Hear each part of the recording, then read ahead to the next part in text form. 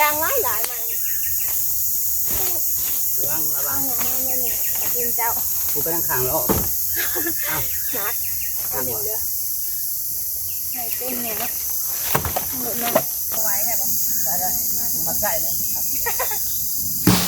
ต้นใหญ่พวกเนาะเอาไปได้ชุดเอว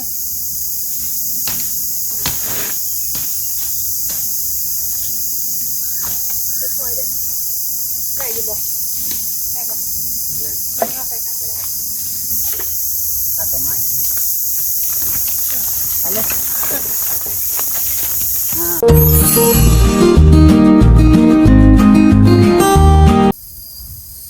โดยกับสบายดีสวัสดีเด้อพ่อแม่พี่น้องเมื่อสุขทุกคนเด้อโดยมาพบพ่อกำลังลาตีคือเก่าพี่น้องเก่าไอ้เก่งเนาะค้นพื้นออกมาแต่ป่าพี่น้องบ้านนี้จ้ะตัดได้แล้วกันได้เนาะที่มาค้นออกแล้วก็สีเขาไปเอาอีกเนาะยังอยู่เพราะว่าแม่มาเต้นขนาดก็ได้มาหลายกับมันได้เพราะว่าเราวัวใหญ่เป็นใหญ่เลยเอามาตอนนี้กันจักกิโลไม่เป็นจัก100 โลตอนนี้ก็ได้ตัดต้นใหญ่ได้มื้อนี้ได้ยินอยู่บอกกล้องคือตั้งใจแท้ได้ยินว่านักไม่ใหญ่แล้วนี่งามเลยเนาะแต่ว่าขย่อก่อนรถ1 2 3ใส่สิ1 2ตอนนี้จะเอามาหลายก็ได้ได้ละตัวนี้นักไม่อันนี้มันนักไม่บกเนาะอันนี้น้อยกันนะเลยมาหลายบ่ได้เอามาเท่าละหน่อยเนาะเอามาเท่าละหน่อยนักแค่ไม่บกนี่ฮะไม่เลยไม่นักมันคือหนักเนาะมันจับน้ำดูน้ำบ่นี่ใช่เด้อได้ละวันนี้ก็ใหญ่เติบตัวนี้นี่ตัวใหญ่จ้ะใหญ่วะได้อันนี้จะนี่ไปอย่างดำหลังเด้อเขาไปค้นอยู่ในเนาะอย่างดำหลังเลยถึงหัวก่อนดิเขาไปค้นอยู่ในบ้านนี้ค้นมาว่าอยู่นอกเนาะนี่ต้นใหญ่ๆน้องไม้เป็นไม้น้ำมูกไม้ขาวๆฮะนะไม้หน่อยไม้ใหญ่เนาะรวมกันไปค้นอยู่ในอีกบ้านนี้ได้อีกย่างอยู่เนาะค้น2 เถื่อเพราะว่ามาใส่บาทเดียวเลาะสิฮักโอ้ยตามยังให้เพิ่นยู่เขาเนาะคนทางเขากับห้อมๆเนาะเขาจะล้มล้อแม่นพอดีล้มล้อเพราะว่าทางพอดีล้มล้อคนกับบริคอยเที่ยวเนาะมีแต่อยู่พื้นไปหาไม้หายังแมนตัดอยู่ในพู้นแหละตัดแล้วก็เลยพากันค้นออกเนาะตัดเพื่อ2-3 ต้นแมนอันนี้ตัดหลายกับทำนี้ยังสีขำแล้วนี่แมนเขาต้องอันตัดแบบพอดีแล้วก็ค้นออกมาเนาะปะไว้กะบ่ได้แล้วบ่กล้าค้นออกมามีแต่ไม้เป็นก็เลยว่านักนี่คอยเอามาทีละหน่อยตามป่าพี่น้องมีแต่ยุงลายคนทุกท้ากันปุ๊บเตือนมองอย่างนี้ก็ได้แม่น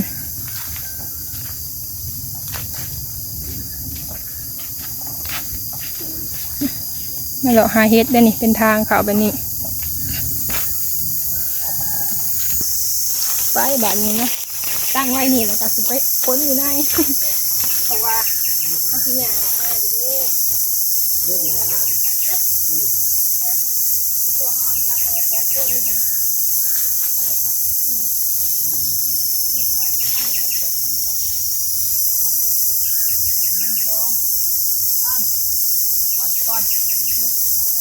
ล่มเด้อฟองค่อย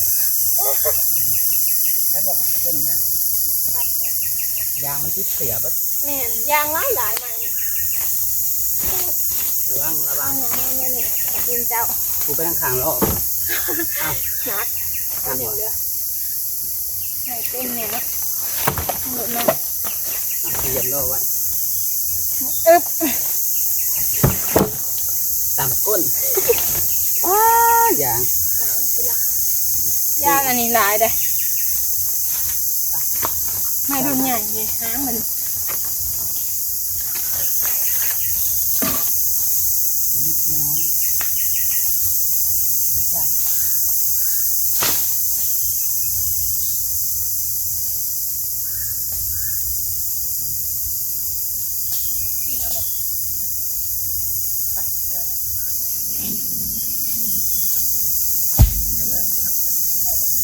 นี่เอาป่ะนี่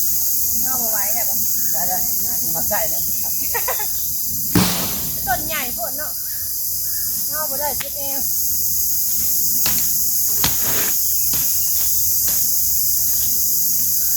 คิดหน่อยเด้อได้อยู่บ่ได้ป่ะมันเอาไปกันก็ได้ ปล่อยเอาลง ตีนมัน ที่ทับโลแล้วไม่ปล่อยล้างก็เปลี่ยนนะ ตาหามันก็ได้ป่ะ ที่ทับโลแล้วได้บอก ใช่ เหยียบล้อรถ เก็บได้ป่ะปล่อยตรงมาเดี๋ยวที่ต้องต้นใหญ่แล้ว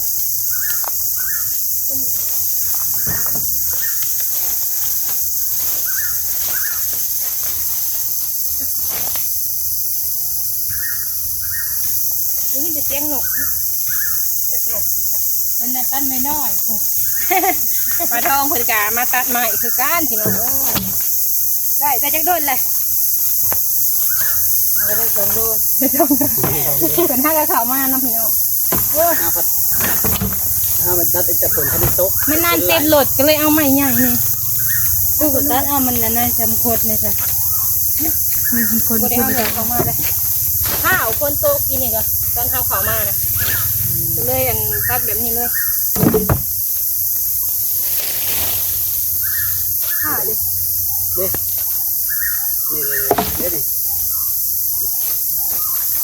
ท่านเนี่ยสี แม่นบ่อัน เหนื่อยจะไปรับมาเนาะ แม่นบ่ได้เอาเหลือเขามาตัดบ่ สีกว้าง มาตัดอันนี้ก็เอาอันนั้นมันนั่นใบมันนั่นก็ ตัดก็ได้ ได้บ่ ก็ว่าได้อยู่ ลองเอาใส่ดูเนี่ยมันยาวโคตร ตัดเอาอีมันยาวโพด เป็นเจ้าของงานค่ะ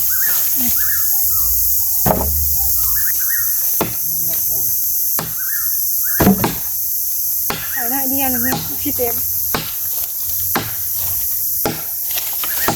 คนเอาไปเนาะ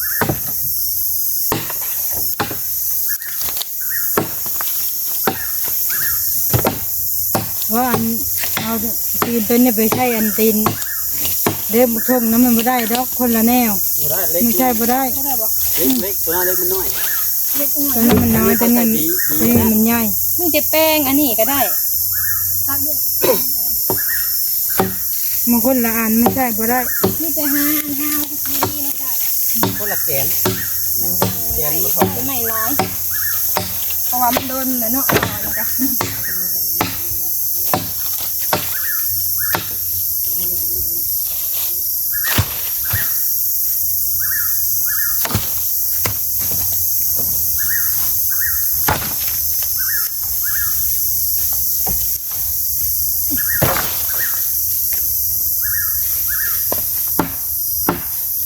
เต็มเลย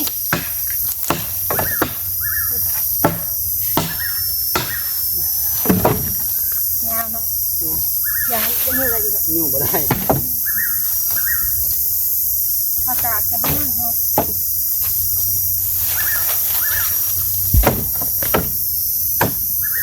ปั้นเลยบอกปั้นเลย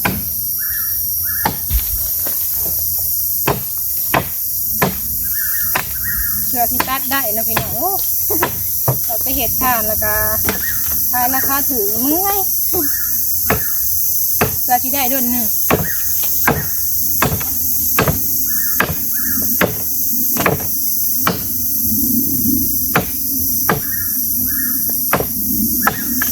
ก็มีเต็มค่ะก็มีเพราะว่ามันเหลือแบบบหลายก็เลยใส่เต็มเลยเป็นตัดอีกเนาะนะรอหน่อย รถไถหน่อย รถไถหน่อยแล้วเนาะคนอยู่เมื่อยแม่ได้อยินดอกคอยไปอยู่ซอยกันอยู่บ่อยากไปเลยพี่น้องตีนอาจจะ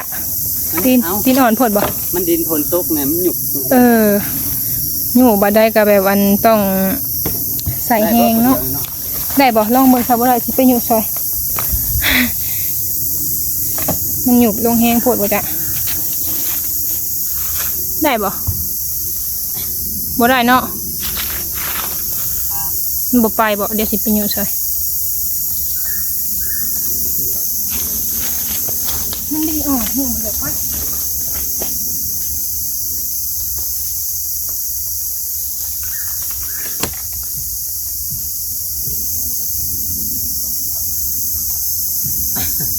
ตกหลุมฆ่าต่อแล้วมันโอ้ยฆ่าต่อไม้อ่ะไปฆ่าต่อไม้ไปเลยเอาส่งมาเลยแล้วนั่นแหละสีเอาบอกมา ได้อยู่แล้ว ไปได้อยู่บ่เนาะนี่ซอยได้ว่าเป็นนอนเด้อ ได้บ่ ร้องบอกป้าอย่างนี้มาซอย ฟังขึ้นนอนตัวแหละสิขึ้นยากดิตัวเขามา2 ลบเลยอากาศแห้งร้อน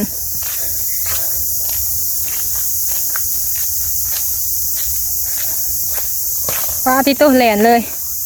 ทานเลยเด้อ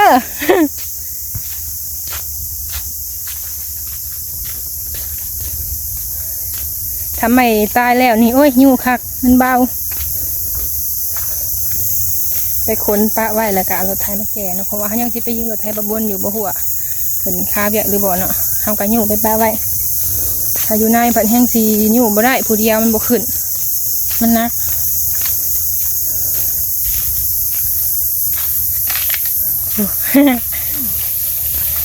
ถอยเด้อมีแต่นอนในหันและมีนอนอยู่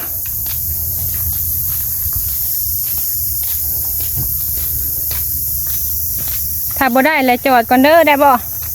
แหล่เลย ว่าได้เสือที่น้องไปแล้ววายแหงเนาะอันนี้ค่ายังแม่นวะมันอันน่ะต่ำโผล่เนาะ ได้เสร็จต่อไม้ แม่นบ่อยู่ใส่กัน โอ้ผืดเลยบัดนี้ข้างนู้นนั่นแหละผืดอะไร แหล่ ข้างหน้า อ่ะเบิกอยู่ใส่กันพอจะจับดูน่ะดูเลยมีคอยหน่อย1 2ปังเล่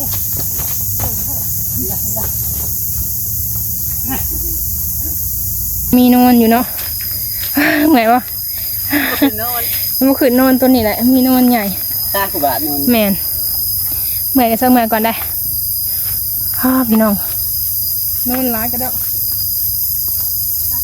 ยุ่งยุบไปตายแบบนี้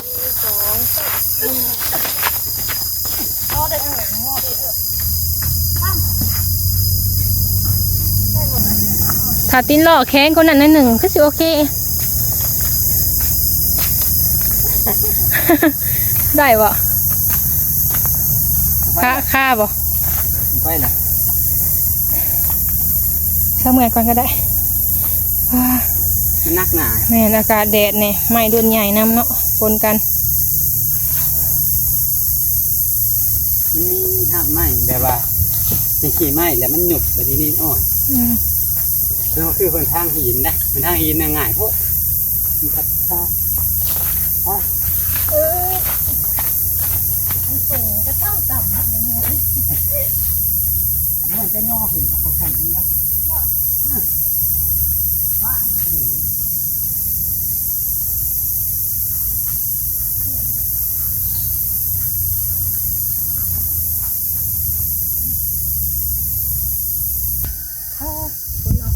ถ้าก็มาหอดเนาะ มาได้รถหน่อยเลย ตัวหน่อยว่าอยู่เทิงเด้อที่มันจะคิดก็ได้ จะจัดเนี่ยอันดับใหญ่เนาะ 2 เขียว มาได้รถหนึ่งเลย ในร้ายเติบเลยเด้อเก่งบ่เก่งเติบได้จีมาเด้อนี่จะไหม้อันนั้นนี่จะไหม้เป็น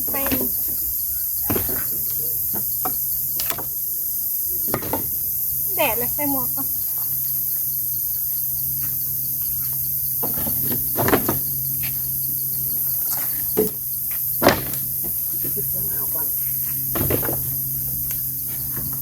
ไม่งาไม่บก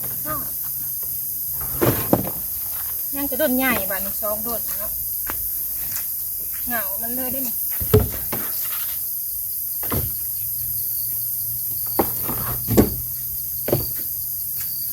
รอบเป็นกระเด็นบ่ กระดื้อ น้องขึ้นมาดู เราจับผู้เดียวเลยบ่ ได้ จับรอไว้เด้อแม่นอกงับลงค่อยๆเด้อนี่โป่งมาอยู่ลูก พกมือจะออก มันติดบ่ นี่ ใหญ่เติบเดินนี่เอาไปทางไหนก็ได้เอามาอยู่ลุมเท่านั้น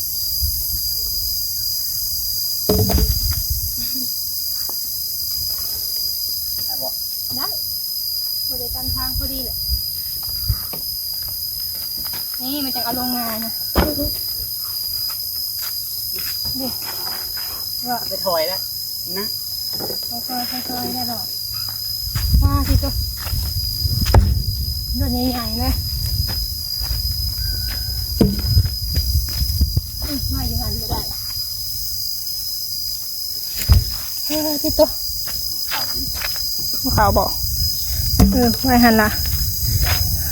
ได้ลายเติบแล้วบาทนี้เนาะ ก็บ่ พอเลย นะ นักหัวคนขึ้นก็ได้ไม่ใหญ่ไม่น้อยรวมกันอันนั้นกับตัวตัดผู้เดียวเนาะตัดเพื่อเดียวนะขาบเดียวเนาะเขาขาบเดียวได้บ่หลายปันใดเพราะว่าตัดผู้เดียวใส่ผ้านี่อันนี้ก็ดึงเลื่อยนำกัน ไม่ลดเนี่ย แม่นได้รถหนึ่งพี่น้องเมื่อยปะ เมื่อยอยู่ เมื่อยอยู่ เมื่อยแล้วเนาะตัดไม้เดี๋ยวสาเหตุจังไดตัดไม้นี่เมื่อยเลยพี่น้องเอ้ยใครเคยตัดก็คือสิหูแต่ว่าก็ธรรมดาเนาะเป็นเวียกเขาเองเวียกเฮานั่งได้แม่นบ่ แม่น ไปเห็ดน้ำเพิ่นนี่นั่งบ่ได้ เมื่อยกะต้นทอดเวลาเพิ่นให้พักพุ่นแหละ มัดโมงพุ่นละ แม่นเบิดโมงแล้วจังได้พักเนาะเฮาก็ต้องอดทน รถหนึงเพราะว่ารถเป็นบ่มีหม้อ แม่นรถเพิ่นบ่ใหญ่ปานใดได้แล้วรถหนึงรวมกันเนาะน้อยใหญ่กะปนกันเพราะว่าเฮาตัดแต่ไม้น้อยหลายมันก็นานเต็มพี่น้องสะออนแต่เรือนหลังนี้เนาะสูงคักๆสัญญาณก็ดีอีกอันนี้ก็สิเป็นล้อปลาทองเพิ่นล้อบริใหญ่เนาะล้อเพิ่นน้อยๆพี่น้อง อยู่พื้นก็ต้องได้อันใส่บ่หลายปานใดอย่ามันหักบรรยากาศดี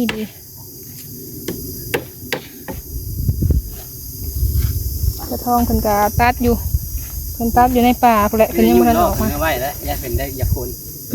มันจะยุ่งเอาไว้เพื่อน แม่นอยู่ไปส่งเพิ่นอยู่พุ่นแหละเพราะว่าเฮาเอามา กำลังตัดอยู่แต่เป็นเอาไปฝน แม่น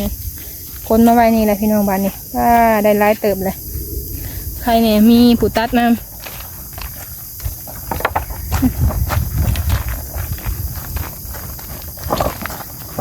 เป็นคนโยมาตอนตัดพื้นผัดคือคนสีตกเนาะแบบเต้าตัดแล้วผัดว่าอันนั้นสีแก่เอาบ่ แก่เอาสีผ้ากันกลับแล้วบ้านนี้พี่น้องยังบ่ได้กินหัดข้าวยังบ่ได้กินหัดข้าวที่อย่างนั้นนี่นะหิวข้าวหิวน้ำเลยต้องตัดให้มันได้หลายๆก่อนเข้ามาเถื่อเดียวเพราะว่าเฮาสิมือกับบ่ได้ต้องให้มันได้เลยพอล่อพอรถเลยลายเติบเลย ยุ่งง่าย เลยง่ายบ่ บ้างไปนานอยู่ เพื่อนผู้วงกับแนมเห็นพี่น้องหลังคาเพื่อนเพิ่นนะมาได้เตาถ่านบ่ใกล้ปานใดเนาะพอดีเที่ยวมีหลายทางในแถวนี้มีหลายแง่อันนี้ก็สิเป็นเพื่อนเพิ่นเนาะแง่นี่กับท่านผู้วงแง่มีอีกแง่นี่ออกทางใหญ่เล็บหลายแห้งหลายทางแห้ง